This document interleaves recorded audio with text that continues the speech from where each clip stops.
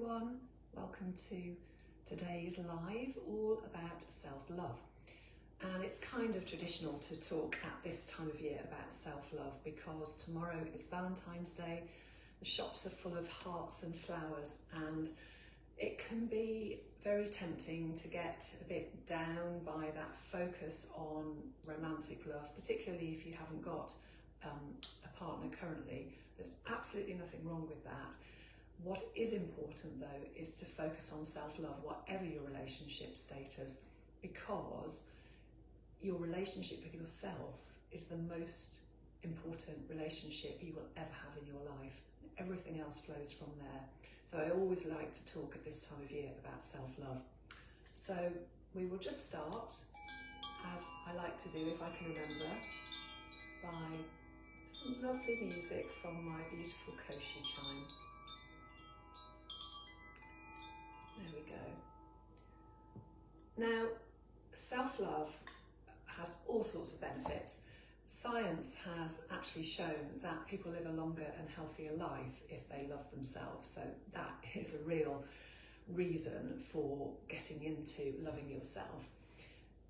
It always raises your vibration, which makes you feel lighter. It reduces stress as well. And if you raise your vibration, not only do you feel better, but then you attract to yourself other people who are on that raised vibration. Whereas if you're on a low vibration, those are the kinds of other people that you attract to yourself. So it's a kind of a ripple effect. By the way, if you can see smoke going across the screen, which I've just noticed, it's because I've got my incense burning next to me. So yeah, raising your vibration really helps everything. It ripples out to everybody around you. It will attract to you, as I said, other people who are on a similar vibration, and it will attract good things to you. Because if you're on a lower vibration, if you don't love yourself, then you don't get as many good things coming to you because you're just not at that energetic match level. But it can be really hard, especially if you have a history of not feeling good enough, which is super common. It's something that I've had for most of my life, and I've had to really work on self-love. So I do know what it's like, and I also know that it can be improved. And if you have experienced a lot of criticism, particularly in early childhood, then that tends to be something that sticks with you and it makes you feel not good enough. But those feelings of not being good enough can come from anywhere. But that is just something that follows if you have experienced a lot of negativity in childhood, and so it does need a lot of work to break it. Now, in a little while I'm going to talk to you about some ways in which you can learn to love yourself, but it may be, especially if you have got deep-seated feelings of not being good enough, it may be that you need to do some energetic clearing work alongside using these tools for yourself. And there are all sorts of techniques that you can use, different modalities according to what appeals to you. So for me, Reiki really helped. I had years of Reiki to help clear all the energetic blockages that I had, and that helped to open up my heart. So I use that with clients now. I also use chakra dancing, which clears the chakras and helps to open up people's hearts. Crystal therapy might be something you like. I have my lovely self-love rose quartz crystal here, which I actually use in my chakra dancing classes. That's quite a big chunk, but I also have a beautiful little polished rose quartz heart. So you can get something like that and just carry it around with you, and that the vibration of that crystal helps to clear the heart chakra. So aside from working on clearing energetic blockages within your heart, there are various things that you can do to start loving yourself. And these are in no particular order, but the first one is putting yourself first, and that probably is the first one really, because it is so common to put ourselves last. And putting ourselves last is not really loving ourselves, because why should we have to wait until everything else is out of the way before we do the things that signify our love for ourselves? we shouldn't be at the bottom of our priorities list. We should be at the top. And I know the objection is, well, I haven't got time to do self-love practices because I've got X, Y, Z to do and my to-do list is as long as my arm. But the thing is, if you do your self-love practice, whatever it is, early in the day, it will raise your vibration, you will have more energy, and you will get through the rest of the things you have to do that much more easily and that much faster because you have prioritised yourself. So it really does work. I'm not saying you have to spend an entire day doing self-love practices if it's a work day, because that's just not practical. But there will be things that you love to do that you relegate to the end of the day, and then often they slip off the list, which you could bring to the start of your day. You will know what those things are. So for me, meditation, I am guilty of not prioritising this.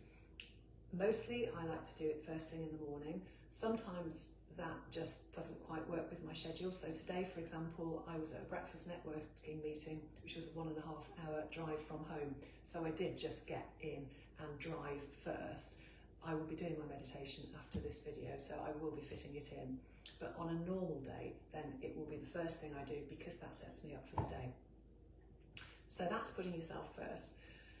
The second self-love tip is to do something you love. It kind of goes hand in hand with putting yourself first. There are lots of different things that people love to do. Everybody's list is different, but it's really important to incorporate at least one of the things that you love to do every single day. And it could be something small. It may have to be something small if you've got a busy day, along the lines of what I was just saying. But make it a habit of including something you love to do every single day, and it will really make a difference to how you feel. It will raise your vibration, and that's all part of loving yourself.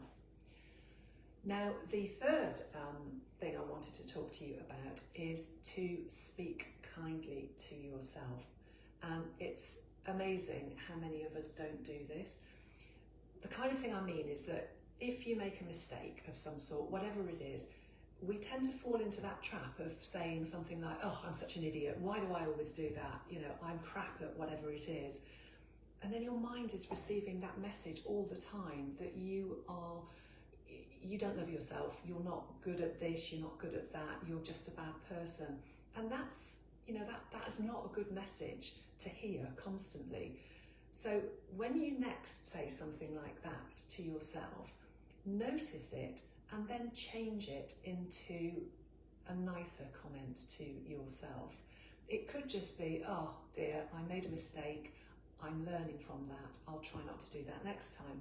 Because the thing is, making mistakes is a completely human trait. We all make mistakes, it's how we learn. If we didn't get something wrong a few times, we wouldn't learn how to get it right, unless we're incredibly lucky and it goes right first time, but that's really rare. So if you make a mistake, however small or large it is, just accept that it is part of your growth journey, and don't speak negatively to yourself about it. Acknowledge by all means that you've made a mistake, but also congratulate yourself for having learned from it. And that's what I mean by speaking kindly to yourself instead of using negative self-talk. And that leads me on to the next one, which is to treat yourself with compassion. It's all part and parcel of the same thing, really. Speaking kindly to yourself is part of treating yourself with compassion. But I mean, it's wider than this. In whatever you do, treat yourself with compassion. So, if you're absolutely exhausted, rather than push yourself to do that thing that you kind of wish you really had in mind to do today, but you haven't got the energy for, just give yourself a break. Sit down, lie down, have a rest, and whatever that thing is, unless it's absolutely vital, you can do it the next day. And if it is absolutely vital, still have a little bit of a rest first, because you deserve to do that, to boost your energy, because you don't want to be completely depleted. And if you're not treating yourself with compassion, again, it's like not speaking to yourself kindly. Why are you not worthy of being treated with compassion? If you had a friend who was in a rough situation or exhausted, you would tell that friend to have a break, you would be kind to them. Whatever you said, you wouldn't say, oh crikey, just pull yourself together, get on with it. You just wouldn't. Whereas you do often say that to yourself, if not by words, then by actions. So treat yourself with compassion. That's a really important part of self-love. And if you are having the kind of day where you think, I just need a hug, and there's nobody around to give you a hug, give yourself one. It's really powerful. Just literally put your arms around yourself and hug yourself like you mean it. It's surprisingly soothing. So that is something that you can bring into your self-love toolkit. Now, another thing you can do, and I do recommend it, even though a lot of people find this hard, is to make a list of your good qualities and then keep that list and refer to it often. If we're asked to think about our qualities, we are usually very quick to come up with all of the qualities that we don't like about ourselves, the things that we criticise ourselves for, but we can be very reticent, if I can say the word, very reticent and very hesitant to acknowledge our good qualities. So try that exercise, sit down with a notebook and a pen and start writing down your good qualities, because you will have absolutely loads. Now, some of them you might dismiss as not being significant, but they're part of you, and you deserve to acknowledge them. And if you struggle to think of them yourself, then think about things that other people have said to you that are good qualities. You know, you're good at whatever it is, you know, you're a kind person, you're a great friend, anything like that. Just write it all down. And even if your list is short to start with because you're struggling to think of things, just as I say, keep that list handy and keep adding to it. Either whenever something, or both, whenever something comes up to you that you think of, and when somebody else says something about you that reflects one of your good qualities. And it's a really powerful thing to have that somewhere where you can see it often, that list, so that you are reminded of your good qualities rather than focusing on the ones that you don't like so much. And then another way of learning to love yourself, which is super important, is to be yourself. So often we try to fit in with other people's expectations or what we think other people expect us to be. That may not even be true. You know, they might not expect us to be like that, but we try and slot ourselves into various molds to fit in, rather than embracing who we are and really being ourselves. And loving ourselves fully is about being ourselves, and it means loving ourselves warts and all. You know, because we do all have, I know we were just talking about good qualities, but yes, we all have some not so good qualities, which are often things we're learning from, working on. But whether they are or they're not, we need to accept ourselves as we are and love ourselves for who we are. Don't try and be somebody else, because that is a recipe for disaster. You end up, you push yourself down. And as I often say, when you push yourself down for a long time, you become a bit like a jack-in-the-box, you know, with the lid stuffing down the real you inside, and then one day the real you will pop up in all your glory. But it's much nicer if you don't have to go through that pushing down first, if you can learn to love yourself for who you are.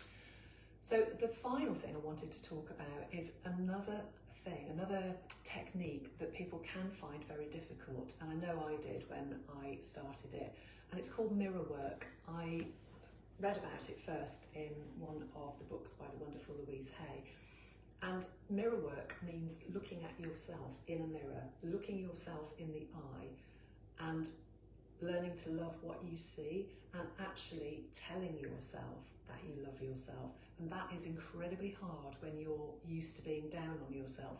So you literally get a mirror, either a hand mirror or, you know, look in your bathroom mirror or wherever, look yourself in the eye and tell yourself, I love you. Now, some people initially find it very, very hard even to look themselves in the eye, never mind say the words, and they're very, very hesitant about it. But it's a great practice for expanding your love for yourself and getting used to loving and accepting yourself. So I highly recommend that you try it and keep going with it, because it probably will feel a bit icky at first if you're not good at loving yourself. But just keep it up, do it every day, and see if it starts to feel easier for you. Things will improve and you will start to feel better about acknowledging your love for yourself. So I've gone on quite a long time today, so I will leave it there. As always, if you'd like to talk to me about self-love practices, then I'd be very happy to chat with you. You can contact me via this page or any other way that you want to. So the only other thing I wanted to say today is just a quick reminder, so people who live local to me, the Brawn to Chakra Dancing class is going ahead at 7 o'clock this evening, even though it's half term. So yeah, if you want to come along to that, it'd be lovely to see you. And then I've got my first Ilfracombe Chakra Dancing class this coming Saturday, the 17th of February, at 10 o'clock at the Body Aware Pilates studio. So have a look on my website for booking details for that. So thank you as always everyone for watching. Have a wonderful Valentine's Day tomorrow and really think about loving yourself. Treat tomorrow as a real celebration of you. And I'll see you next week. Bye.